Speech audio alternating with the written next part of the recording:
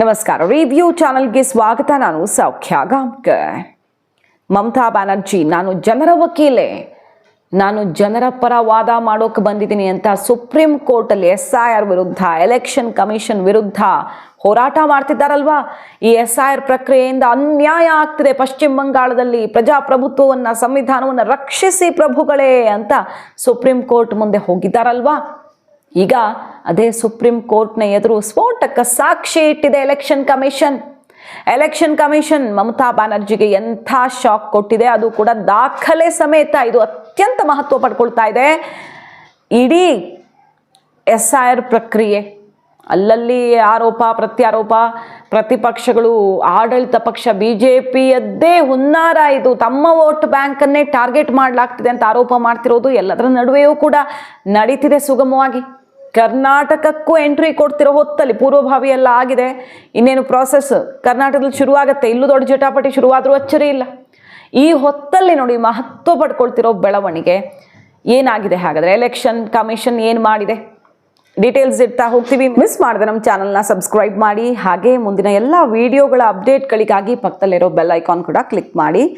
S ವೀಕ್ಷಕರೇ, ನೋಡಿ ಮಮತಾ ಬ್ಯಾನರ್ಜಿ ಅವರು ಸುಪ್ರೀಂ ಕೋರ್ಟಲ್ಲಿ ವಾದ ಮಾಡುವ ಮೂಲಕ ದೊಡ್ಡ ಮಟ್ಟದಲ್ಲಿ ಸದ್ದು ಸೃಷ್ಟಿಸಿದ್ದಾರೆ. ಜಸ್ಟ್ ಲೈಕ್ ಈಗ ಕರ್ನಾಟಕದಲ್ಲಿ ಮುಖ್ಯಮಂತ್ರಿ ಸಿದ್ದರಾಮಯ್ಯನವರು ಅವರು ತನ್ನನ್ನು ವಕೀಲರು ಅಂತ ಯಾವಾಗಲೂ ಹೇಳ್ತಾನೆ ಇರ್ತಾರಲ್ವ, ಅದೇ ರೀತಿಯಲ್ಲಿ ವಕೀಲರಾಗಿ ಅವರು ಹೋಗಿ ಏನಾದರೂ ಕರಿಕೋಟ್ ಹಾಕಿ ನಿಂತು ವಾದ ಮಾಡಿದರೆ ಹೆಂಗಿರ್ತಿತ್ತಲ್ವ ಹವಾ, ಅದೇ ಸ್ಟೈಲಲ್ಲಿ ಮಮತಾ ಬ್ಯಾನರ್ಜಿ ಅವರು, ಅಂದರೆ ಅವ್ರು ಸುಪ್ರೀಂ ಕೋರ್ಟ್ ಲಾಯರ್ ಆಗೋಕ್ಕಾಗಲ್ವಲ್ಲ ಇದ್ದಕ್ಕಿದ್ದಂತೆ, ಒಬ್ಬರು ಪಿಟಿಷನರ್ ಆಗಿ ವಾದ ಮಾಡ್ತಾ ಇದ್ದಾರೆ.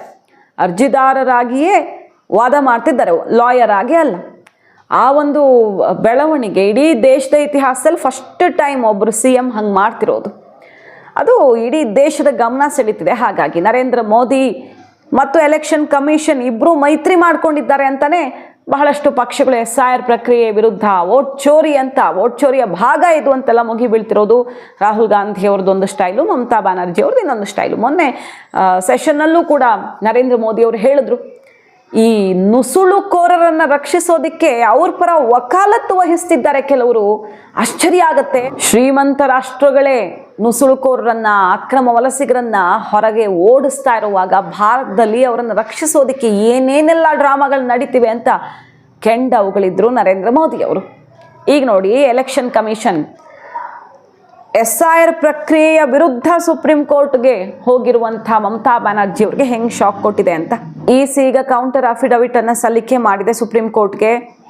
ಏನಂತ, SIR ಪ್ರಕ್ರಿಯೆ ಬೇರೆ ರಾಜ್ಯಗಳಲ್ಲಿ ಹೆಂಗೆ ನಡೀತಿದೆ, ವೆಸ್ಟ್ ಬೆಂಗಾಲಲ್ಲಿ ಹೆಂಗೆ ನಡೀತಿದೆ, ಎಲ್ಲಿ ನೋಡಿದ್ರು ವೈಲೆನ್ಸು, ಸಿಕ್ಕಾಪಟ್ಟೆ ಏನು ಅಲ್ಲಿ ಕ್ರೌರ್ಯ, ಅಟ್ಯಾಕ್ ಮಾಡ್ತಿದ್ದಾರೆ, ದಾಳಿಗಳಾಗ್ತಿದ್ದಾವೆ ಬ್ಯಾಕ್ ಟು ಬ್ಯಾಕ್. ನೂರಾರು ಜನ ಬಂದು ಎಲೆಕ್ಷನ್ ಆಫೀಸರ್ಸ್ನ ಮುತ್ತಿಗೆ ಹಾಕ್ತಿದ್ದಾರೆ, ಜೀವ ಭಯ, ಅಷ್ಟು ಥ್ರೆಟನ್ ಮಾಡ್ತಿದ್ದಾರೆ. ಮತ್ತು ಎಲೆಕ್ಷನ್ ಆಫೀಸರ್ಸ್ ಹೆಂಗಿದೆ ಅಂದರೆ ಬೇರೆ ಎಲ್ಲೂ ಇಲ್ಲ ಈ ವ್ಯವಸ್ಥೆ. ವೆಸ್ಟ್ ಬೆಂಗಾಲಲ್ಲಿ ಒಬ್ಬೊಬ್ಬರು ಪರ್ಸ್ನಲ್ ಸೆಕ್ಯೂರಿಟಿ ಇಟ್ಕೊಂಡು, ತಾವೇ ಒಂದು ಪರ್ಸ್ನಲ್ ಸೆಕ್ಯೂರಿಟಿ ಅರೇಂಜ್ಮೆಂಟ್ ಮಾಡಿಕೊಂಡು ಅವರು ಓಡಾಡಬೇಕು.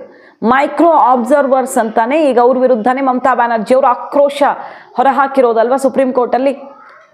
ಏನಂತ, ಬೇರೆ ಯಾವ ರಾಜ್ಯದಲ್ಲೂ ಮೈಕ್ರೋ ಅಬ್ಸರ್ವರ್ಸ್ ಇಲ್ಲ, ವೆಸ್ಟ್ ಬೆಂಗಾಲಲ್ಲಿ ಮಾತ್ರ ಯಾಕೆ, ಹೊರಗಡೆಯವ್ರನ್ನ ತಂದು ಇಲ್ಲಿ ನೇಮಕ ಮಾಡಿ ನಮ್ಮ ವೋಟರ್ಸನ್ನು ಕಿತ್ತು ಬಿಸಾಕ್ತಿದ್ದಾರೆ ಇವರೇ ಈ ಮೈಕ್ರೋ ಅಬ್ಸರ್ವರ್ಸು, ಇದು ಕಾನೂನು ವಿರುದ್ಧವಾಗಿ ಮಾಡ್ತಿದ್ದಾರೆ ಅಂತೆಲ್ಲ ಸಿಕ್ಕಾಪಟ್ಟೆ ಸಿಡ್ತಿದ್ದಾರೆ ಮಮತಾ ಬ್ಯಾನರ್ಜಿ. ಎಲೆಕ್ಷನ್ ಕಮಿಷನ್ಗೆ ನೋಟಿಸ್ ಕೊಟ್ಟಿತ್ತು ಸುಪ್ರೀಂ ಕೋರ್ಟ್.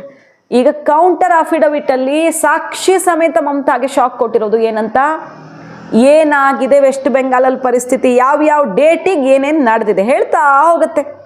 ನಂಬರ್ 1, BLOಗಳ ಕಂಪ್ಲೇಂಟ್ ಆಧಾರದಲ್ಲಿ ಎಲೆಕ್ಷನ್ ಅಫಿಷಿಯಲ್ಸ್ ಮೇಲೆ FIR ಹಾಕ್ತಾ ಇದ್ದಾರೆ. ಒಂದು ಅಟ್ಯಾಕ್ ಆಗ್ತಿದೆ, ಜನ ಸೇರಿ 700 ಜನ ಸೇರೆಲ್ಲ ಅಟ್ಯಾಕ್ ಮಾಡಿರೋ ಇನ್ಸಿಡೆಂಟ್ ಇದೆ, ಅಷ್ಟು ದೊಡ್ಡ ಕ್ರೌಡ್.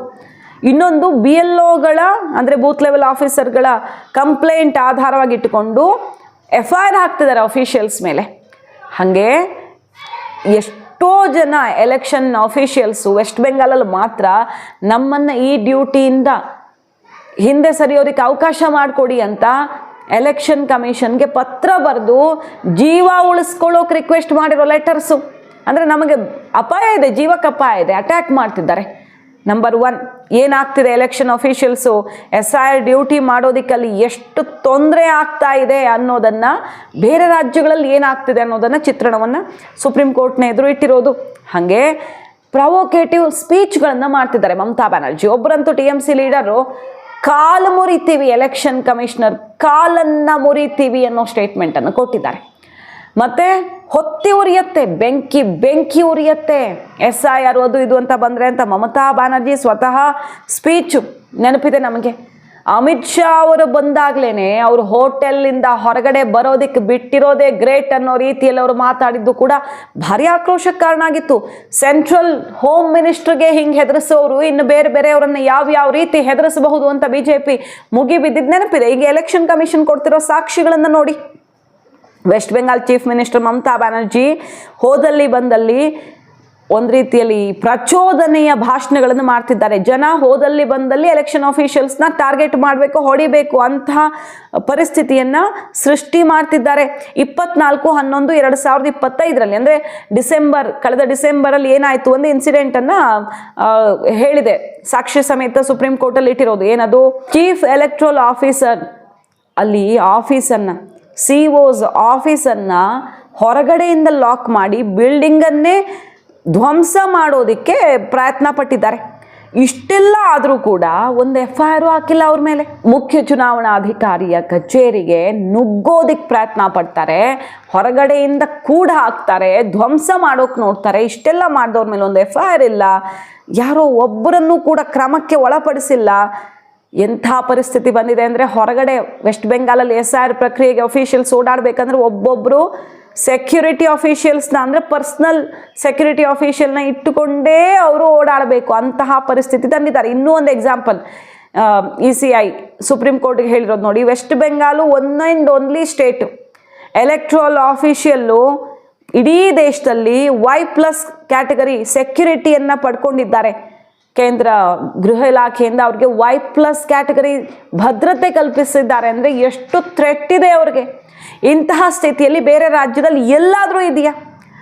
ಮತ್ತು ಏನಾಗಿದೆ ಈ ಪ್ರೊಸೀಜರಲ್ಲಿ, 58 ಲಕ್ಷ ವೋಟರ್ಸು ಅವರೆಲ್ಲ ಬೇರೆ ಕಾರಣಗಳಿಂದಾಗಿ ಹೊರಗಿಡಲಾಗಿದೆ.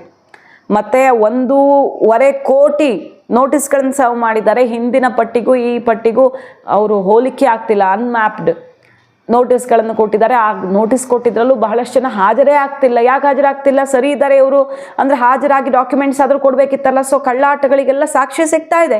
SIR ಪ್ರಕ್ರಿಯೆ ನಾವು ಮಾಡ್ತಾ ಇದ್ದೀವಿ. ಬಹುತೇಕ ಈ ಲೆಕ್ಕಾಚಾರದ ಅಂದಾಜಲ್ಲಿ ನೋಡಿದ್ರೆ 1.25-2 ಕೋಟಿ ವೋಟರ್ಸ್ ಡಿಲೀಟ್ ಆಗ್ತಾರೆ. ಆದರೆ ಮಮತಾ ಬ್ಯಾನರ್ಜಿ ಹೇಳ್ತಿರೋದು ಇದಿಷ್ಟು ಫೇಕು, ಒಂದೊಂದು ಅಕ್ಷರ ಎಲ್ಲ ಮಿಸ್ಟೇಕ್ ಇರೋದನ್ನೆಲ್ಲ ಹಿಡ್ಕೊಂಡು ಎಲೆಕ್ಷನ್ ಕಮಿಷನ್ನು ನಮ್ಮ ವೋಟರ್ಸನ್ನು ಡಿಲೀಟ್ ಮಾಡ್ತಿದ್ದಾರೆ. ನಮ್ಮಲ್ಲಿ ಭಟ್ಟಾಚಾರ್ಯ, ಬ್ಯಾನರ್ಜಿ, ಚಟ್ಟೋಪಾಧ್ಯಾಯ, ಚಾಟರ್ಜಿ ಹಿಂಗೆ ಬರುತ್ತೆ. ಅದೆಲ್ಲ ವ್ಯತ್ಯಾಸ ಇವ್ರಿಗೆ ಗೊತ್ತೇ ಆಗಲ್ಲ. ಆ ಲೆಟರ್ಸ್ ಮೇಲೇ ಡಿಲೀಟ್ ಮಾಡ್ತಿದ್ದಾರೆ, ಹಿಂಗೆ ಹೇಳ್ತಾರೆ. ಎಲೆಕ್ಷನ್ ಕಮಿಷನ್ ಹೇಳಿದ್ದು ನಿಮಗೇ ಹೇಳಿದ್ದೀವಿ ನಾವು, ಅದೆಲ್ಲ ಗೊತ್ತಿರುವಂತಹ ನಿಮ್ಮ ಲೋಕಲ್ ಫ್ಲೇವರ್ ಗೊತ್ತಿರುವಂತಹ ಅಫಿಷಿಯಲ್ಸ್ನ ಪ್ರೊವೈಡ್ ಮಾಡಿ ನಮ್ಮ ಪ್ರಾಸೆಸ್ಗೆ ಅಂತ. ಅದು ಕೊಡಲಿಲ್ಲ, ನೀವು ಸಹಕರಿಸ್ತಾನೇ ಇಲ್ಲ ನಮ್ಮ ಪ್ರಕ್ರಿಯೆಗೆ. ನಾವು ಹಾಗಾಗಿ ಮೈಕ್ರೋ ಅಬ್ಸರ್ವರ್ಸನ್ನು ಕರ್ಕೊಂಡು ಬಂದಿದ್ದೀವಿ. ನಿಯಮದ ಪ್ರಕಾರನೇ ಎಲ್ಲ ನಡೀತಿದೆ. ಹಾಗೂ ಕೂಡ ಇವರ ಈ ತಿರುಳಿಲ್ಲದ ಆರೋಪ ಏನು ಸಾಕ್ಷಿ ಕೊಡ್ತಾರೋ ಕೊಡಲಿ, ನಾವು ಅಸಲಿಗೆ ಈ ವೆಸ್ಟ್ ಬೆಂಗಾಲಲ್ಲಿ ಎಂಥ ದೌರ್ಜನ್ಯ ವೈಲೆನ್ಸ್ ಆಗ್ತಿದೆ ಅನ್ನೋದಕ್ಕೆ ಸಾಕ್ಷಿ ಕೊಡ್ತೀವಿ ಅಂತ ಈಗ ಸೆಡ್ ಹೊಡೆದಿರೋದು ಸುಪ್ರೀಂ ಕೋರ್ಟಲ್ಲಿ. ಇನ್ನೂ ಒಂದು ಇನ್ಸಿಡೆಂಟ್ ಸಾಕ್ಷಿಯನ್ನು ಕೊಟ್ಟಿರೋದು 14/1/2026 ಜನವರಿ 14 ಈ ವರ್ಷ. ಮಮತಾ ಬ್ಯಾನರ್ಜಿಯವರು ಯಾವ ರೀತಿ ಭಯ ಹುಟ್ಟಿಸುವ ಮತ್ತು ಈ ಜನರನ್ನು ಪ್ರಚೋದಿಸುವಂಥ ಭಾಷಣ ಮಾಡಿದ್ದಾರೆ ಅದರದ್ದೆಲ್ಲ ಇನ್ಫಾರ್ಮೇಷನ್ ಸುಪ್ರೀಂ ಕೋರ್ಟ್ಗೆ ಕೊಟ್ಟಿದ್ದಾರೆ. ಮತ್ತು ಎಲೆಕ್ಷನ್ ಆಫೀಷಿಯಲ್ಸನ್ನು ಎಲ್ಲರನ್ನು ಟಾರ್ಗೆಟ್ ಮಾಡಿ ಅನ್ನೋ ರೀತಿಯಲ್ಲಿ ಮೆಸೇಜನ್ನು ಕೊಟ್ಟಿದ್ದಾರೆ.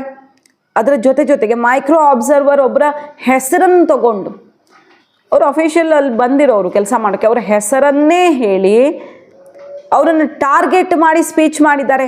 ಇದೆಲ್ಲ ಆದಮೇಲೆ ಪಾಪ ಅವರು ತಮ್ಮನ್ನು ದಯವಿಟ್ಟು ಇದರಿಂದ ವಿಡ್ರಾ ಮಾಡಿ ಅಂತ ಕೇಳಿಕೊಂಡು ಲೆಟರ್ ಬರೆದಿರೋದು.